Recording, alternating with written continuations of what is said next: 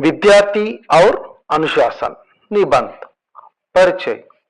विद्या विनयते वर्धते, अर्थात विनय के द्वारा विद्या की उन्नति होती है। किसी समाज या देश का भविष्य वहां के सुयोग्य नागरिकों पर निर्भर रहता है।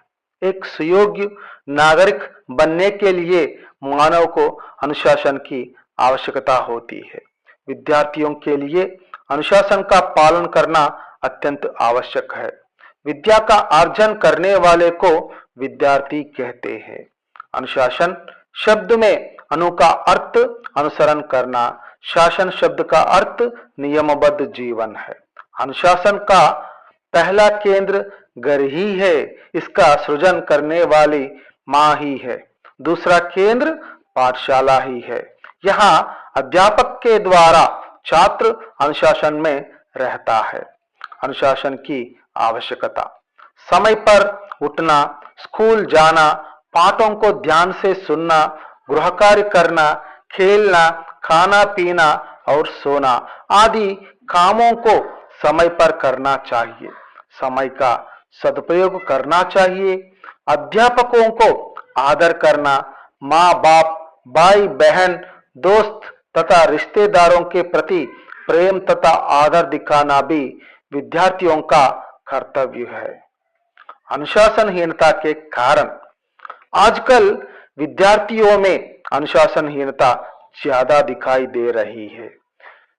विषय लालसा, नशीले पदार्थों का सेवन, बुरे गुणों का अंधा अनुकरण, विदेशी सभ्यता का प्रभाव, माता पिता की निगरानी कम होना, अध्यापकों में बढ़ती हुई अनुशासनहीनता आदि।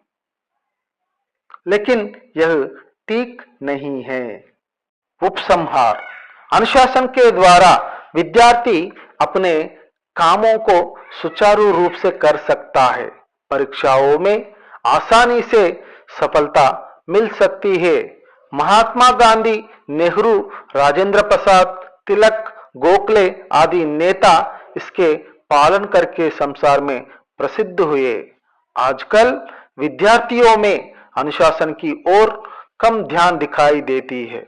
उनमें अनुशासन की भावना लाने में कोशिश करेंगे तो भारत प्रगति की चोटी पर पहुंच सकता है। देश के भविष्य अनुशासन युक्त युवकों के हाथों में है।